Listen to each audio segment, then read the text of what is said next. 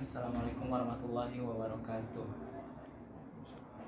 Alhamdulillahi wa kafa. Assalatu wassalamu ala nabiyil mustafa wa ala alihi wa sahbihi wa man wala. Asyhadu an la ilaha illallah wa asyhadu anna Muhammadan abduhu wa rasuluh. Allahumma fir lana dzunubana wa israfana fi amrina wa sabbit aqdamana wa ansurna alal kafir. Rabbi shrah li sadri wa yassir li amri wahlul 'uqdatam min lisani yafqahu qawli. Insyaallah teman-teman sekalian, kita akan melanjutkan ngaji buku Malik bin Nabi, Syurutun Nahdoh. Yang kemarin kita telah sampai pada pembahasan tentang hubungan antara pemerintahan dan kondisi sosial, silatul hukumah bil wastil ijtimai. Dan dalam konteks wabah corona atau pandemi corona hari ini, kita dapat mengatakan bahwasanya corona ini adalah sebuah ujian bagi pemerintah dan bagi rakyat. Kita akan mengetahui mana daulah yang punya wasail untuk menghadapi perubahan sosial ini, gitu, yaitu wabah corona, gitu. Hari-hari sebelum corona dan setelah corona akan menjadi sebuah periodisasi dalam catatan sejarah, gitu. Selain akan memunculkan pemain-pemain baru di kancah internasional, politik internasional, corona juga adalah sebuah kesempatan bagi negara-negara untuk menasbihkan apakah dirinya punya sepatu yang pas, gitu kan, untuk bermain kelak di lapangan perpolitikan yang baru, gitu kan, setelah corona ini, gitu. Jadi negara ini punya wasail atau enggak, gitu, setelah corona ini, gitu. Ini adalah sebuah pembuktian, gitu. Dan kemudian Malik bin Nabi bilang, wa minal wadhihi anna siyasata allati tajhalu qawaidal ijtimai wa asasihi wa ususihi la tastati'u illa an tukawwina daulah taqumu 'alal 'atifah fi tadbir syu'uniha wa tasta'inu bil kalimat al jawfa fi ta'sis sultaniha. Malik bin Nabi, dan adalah sebuah perkara yang jelas bahwasanya politik yang tidak dibangun atas qawaidul ijtima wa ususihi, dari kaidah-kaidah sosial dan asas-asasnya, maka dia tidak akan bisa membentuk suatu negara yang dibangun oleh rasionalitas, gitu. Melainkan daulah allati taqumu 'alal 'atifah fi tadbir syu'uniha. Negara yang tidak mengetahui, gitu, yang tajhal bagaimana perangkat-perangkat sosial bekerja di negaranya itu, maka dia akan mengurus negaranya itu dengan perasaan aja, gitu, dengan atifah fi tadbir syu'uniha wa tasta'inu bil kalimat al jawfa fi ta'sis sultaniha. Dan pemerintah-pemerintahnya juga akan memakai kalimat-kalimat yang kering, gitu, yang hanya sekadar lipstick, gitu, kita si sultania dalam membangun pemerintahannya. Dalam konteks corona kan kita ngelihat, gitu, gimana pemimpin-pemimpin yang tidak punya wasail untuk membendung laju wabah ini, ya kerjanya gitu, tasta'inu bil kalimatul jawfa kita si sultania, gitu. Mereka ngeles, gitu kan, berkata-kata. Ada yang bilang misalnya corona ini nggak bakal masuk ke Indonesia karena kita rakyat Indonesia sering makan nasi kucing, misalnya, nasi kuning, iya, nasi kuning, nasi kucing, segala macam kan. Terus ada juga yang bilang jamu, kita sering makan jamu kan, minum jamu di Indonesia, corona nggak bakal masuk ke Indonesia. Terus ada juga yang bilang di Indonesia nih untuk masuk ke sesuatu tuh, masuk ke Indonesia perizinannya sulit, gitu kan. Begitupun corona, gitu, sulit masuknya ke Indonesia, gitu. Dan terus seperti itu, gitu, sampai akhirnya barusan, gitu kan, uh, Pak Luhut bilang juga di Indonesia corona gak bakal kuat karena katanya cuacanya panas katanya. Sebagai kata-kata tentu ada benarnya gitu, secara saintifik juga ada benarnya. Tapi sebagai bahasa politik tentu saja sangat berbahaya gitu, karena itu menyulut kepanikan gitu kan. Seakan-akan ada kepanikan yang dibendung gitu oleh pemerintah gitu. Padahal kan yang nggak apa-apa gitu masyarakat itu panik gitu. Yang penting kan dalam koridor yang wajar gitu. Bahasa-bahasa menyepelekan seperti itu kan akhirnya ya kita bisa katakan mengurangi kewaspadaan masyarakat gitu akhirnya dalam menanggulangi wabah corona ini gitu. Makanya di sini kita bisa melihat gitu bahwasanya politik yang tidak berdasarkan kepada kaidah sosial itu akan setelahnya akan kita lihat sebagai panggung politik yang dipenuhi dengan kata-kata gitu, atraksi kata-kata gitu yang diutarakan oleh para politisinya gitu. Kemudian Malik bin Abi juga kemarin kita telah membahas telah menaruh sebuah kaidah tentang cara kita bertaamul dengan politik itu antara kesinambungan antara hak dan kewajiban gitu. Yang namanya hak itu laisa hadiyah tu'ta wala ghanimah tu'tasob wa innama huwa natijatun hatmiyatun lil qiyami bil wajib.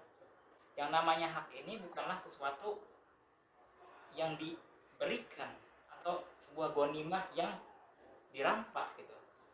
Hak ini gitu kan adalah sebuah natijah hatmiyah gitu, sebuah hasil yang pasti lil qiyam bil wajib. Ketika kita melakukan kewajiban kita gitu. Jadi hak itu sudah melekat dalam diri kita gitu sebagai rakyat selama kita melakukan kewajiban kita gitu. Jadi kita tidak perlu sebenarnya menuntut hak-hak kita kepada pemerintah gitu. Karena hak itu bukan diminta gitu. Hak itu adalah hasil daripada kita melakukan kewajiban gitu. Sebenarnya mirip-mirip dengan kaidah kita dalam mencari jodoh gitu kan. Kadang kan kita khawatiran gitu, apakah kita akan dapat jodoh yang pas gitu untuk kita gitu kan, apakah kita dapat jodoh yang baik gitu kan, agamanya dan segala macam gitu. Padahal kan cara terbaik untuk mendapatkan jodoh terbaik adalah dengan memperbaiki diri kita gitu kan. Begitupun politik gitu kan. Jadi kaidah at-thayyibuna lit-thayyibat gitu kan. Apa bahasanya lagi dalam Quran?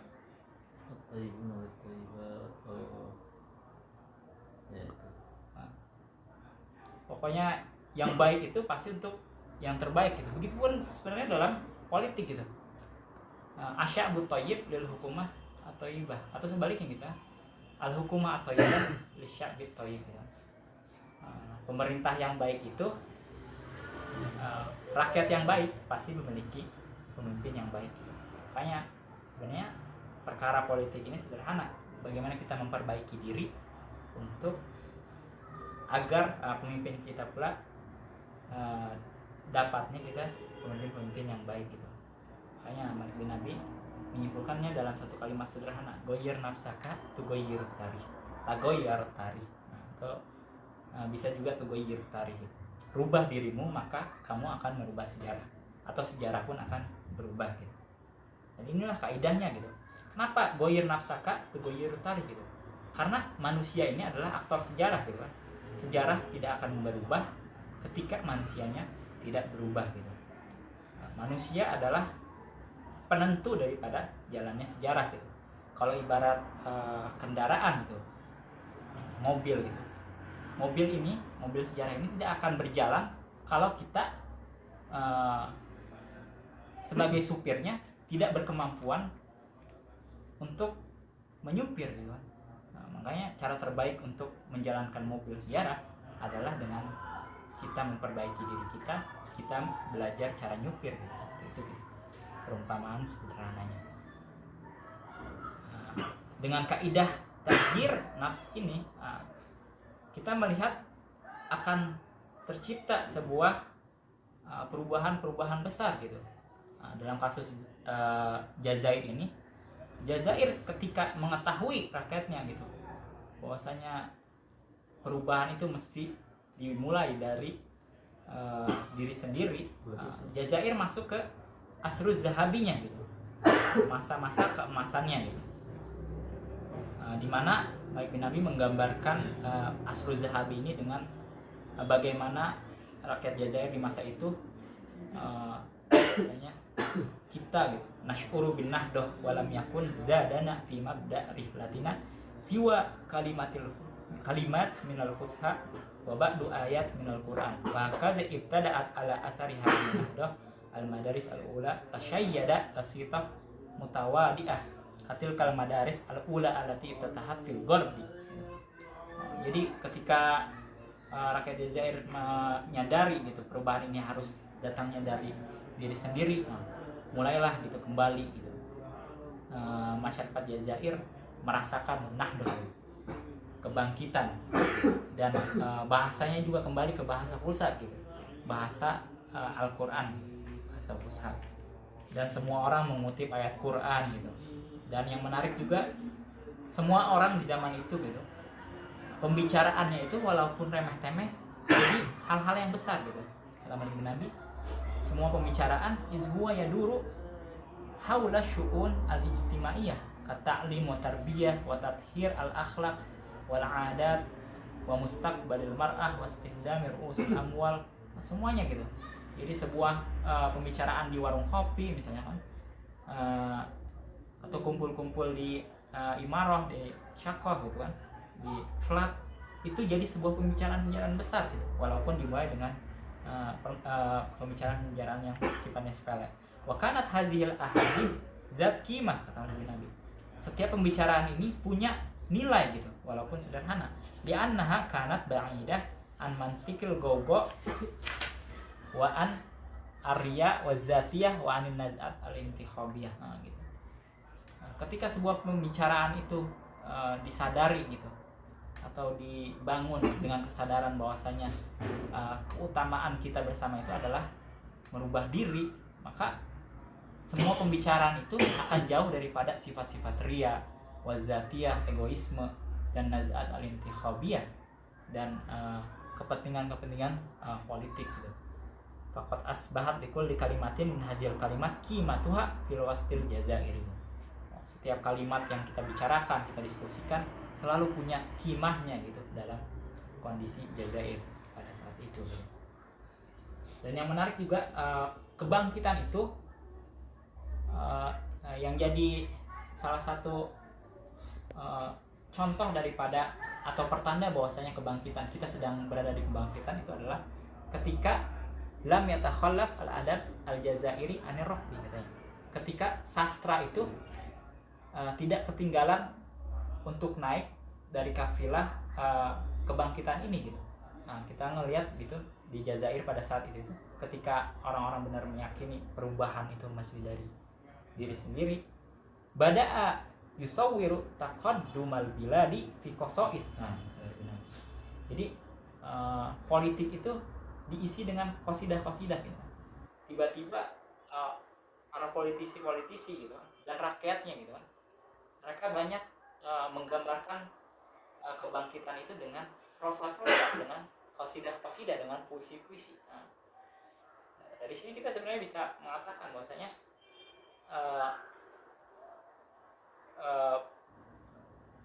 kebangkitan atau kemajuan suatu peradaban itu berbanding lurus dengan karya sastranya gitu. Karya sastra terbaik itu lahir pasti di zaman terbaik dan dalam kondisi peradaban yang terbaik, kondisi bangsa yang terbaik, negara yang terbaik gitu. Karena tilkal qasaid tughanni robi an-nahdah ay robi al-fikrah la robi as-sanah. Jadi qasidah-qasidah itu, prosa-prosa itu tughanni robi an-nahdah, melantunkan atau memperdengungkan, menyanyikan musim semi kebangkitan robi un-nahdah ay robi ul-fikrah la robi as-sanah. Jadi musim semi kebangkitan, yaitu musim semi pikiran, bukan musim semi di mana tumbuh di dalamnya berhala-berhala. Dan salah satu contoh dari kebangkitan juga adalah ketika masyarakat itu mulai membangun masjid dan sekolah-sekolah. Malik bin Nabi wa kunta tasma'u hadis al-ikhlas fi kulli masjidin wa madrasatin. Wa kanatil ummah taqaddama adhiyatiha li bina'il masajid wal madaris min ajlil ba'si al-fikri wal ba'si ar-ruhi allazaini huma inad kulli hadara fi sayri al-hasis. Kenapa contoh atau pertanda sebuah negara atau peradaban itu bangkit ketika dia membangun sekolah dan masjid? Karena sekolah ini adalah lambang atau pertanda sebuah masyarakat itu sudah mulai berpikir, sedangkan masjid adalah pertanda sebuah peradaban, sebuah anak-anak peradaban itu sudah kembali punya efektivitas spiritualnya gitu kan. Madaris sebagai pertanda fikri, wal masajid sebagai pertanda ruhi. Kita melihat di sini bagaimana rakyat Jazair di masa itu walaupun di tengah gitu kan kebisingan penjajahan gitu kan, kebisingan politik, bagaimana penjajah itu merampas harta mereka, tetap saja gitu rakyat Jazair itu membangun masjid dan sekolah-sekolah, mereka patungan dan segala macam gitu. Kenapa mereka melakukan itu? Ghairu anna sya'b allazi amana bil fikrah kana iza'ahu fi juhdihi syak annahu sawfa yuhazzi bil akibah al-hamidah. Sebuah bangsa yang meyakini keajaiban dari pikiran, amana bil fikrah, mereka mengetahui bahwasanya pikiran itu pasti berakhir yuhazzi bil akibah hamidah. Dari pikiran itu pasti mereka menuai akibat yang terpuji gitu, akibat-akibat yang husnul khatimah, berakhir dengan kebaikan gitu. Pasti mereka beruntung ketika mereka percaya dengan keajaiban pikiran gitu. Dan bisa kita katakan juga kenapa sebuah bangsa gitu yang mengimani pikiran itu cenderung, kata berikutnya wikor gitu, nyaman, tenang gitu. Kalau dipikir-pikir kan orang yang berpikir itu sebenarnya kan terbuka dengan berbagai perspektif kan gitu. Ketika orang terbuka dengan berbagai perspektif gitu kan, maka dia tenang gitu, karena dia menganggap dirinya bukan semata-mata yang mengklaim kebenaran mutlak gitu, adalah kebenaran-kebenaran dalam pembicaraan bersama dengan orang-orang lain gitu. Kebenaran yang sifatnya sebagian gitu. Dan untuk menutup sesi ini kita harus mendengarkan satu kalimat nanti dari Nabi, yaitu kalimat Nabi, wa innahu laminal wadihi anna sya'b allazi bada'a ya'ud ila wiqarihi wa yastamsiku bi asbab karamatihi yamilu ila tanasub wal jamal fi mazharihi al-'am qad a'ada sayruhu fi mawqibit tarikh. Dan adalah sebuah perkara yang jelas ketika sebuah bangsa itu kembali kepada kenyamanannya dan dia berpegang teguh dengan sebab-sebab yang membuatnya jadi mulia, dan dia mulai cenderung gitu kembali kepada memperhatikan jamal fi mazharil am, mulai memperhatikan penampilannya gitu, bagaimana pakaiannya itu bersih, lingkungannya bersih dan sebagainya. Maka pertandanya apa itu? Itu qad aada sayruhu fi mawqibit tarikh. Tandanya sebuah bangsa itu telah kembali ke track sejarahnya, kembali ke track sejarah umat manusia. Mungkin itu dari saya. Wassalamualaikum warahmatullahi wabarakatuh.